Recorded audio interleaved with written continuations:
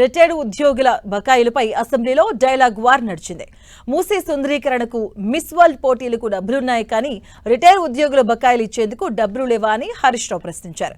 అయితే హరీష్ వ్యాఖ్యలకు బట్టి కౌంటర్ ఇచ్చారు. బీఆర్ఎస్ వల్లే రిటైర్డ్ ఉద్యోగుల బకాయిలు పెండింగ్ లో ఉన్నాయని తెలిపారు.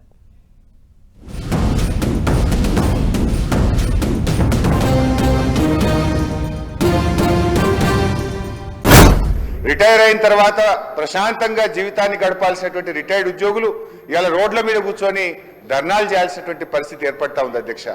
సో దయచేసి నేను ప్రభుత్వాన్ని కోరేది ఒకటే అధ్యక్ష, మీరు రిటైర్డ్ ఉద్యోగులకు డబ్బులు ఇవ్వడానికి నిధులు లేకనా లేక మనసు లేకనా నాకైతే అర్థమైతలేదు అధ్యక్ష.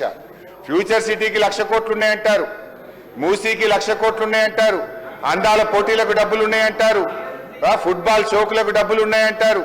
వాటన్నిటికీ డబ్బులు 3వ క్యాంప్ ఆఫీస్ మీరు కట్టుకుంటారు, ముఖ్యమంత్రి గారు 100 కోట్లతో క్యాంప్ ఆఫీస్ కడతారు.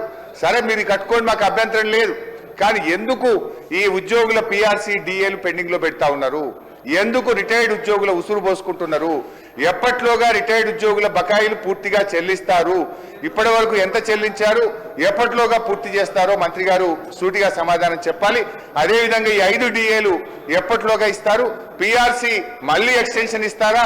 దయచేసి ఇప్పుడైనా రిపోర్ట్ తీసుకొని ఉద్యోగస్తులకు పిఆర్సీ ఇస్తారా? ఆనాడు కేసీఆర్ గారు ఐఆర్ ఇచ్చారు, మరి మీరు ఏమన్నా ఐఆర్ను పెంచైనా సరే ఉద్యోగస్తులకు ఏమైనా మరి వారికి రిలీఫ్ ఇస్తారని చెప్పి మీ ద్వారా ముఖ్యమంత్రి ఉప ముఖ్యమంత్రి గారిని కోరుతా ఉన్నది. ఉద్యోగస్తుల భారము ఈరోజు పెండింగ్ ఉన్నటువంటి బకాయిలు ఈ ప్రభుత్వానికి వారసత్వంగా వచ్చింది అధ్యక్ష. మీరు సక్రమంగా ఆనాడు చేసి ఉంటే అసలు ఈ సమస్యలే ఉత్పన్నమయ్యేది కాదు.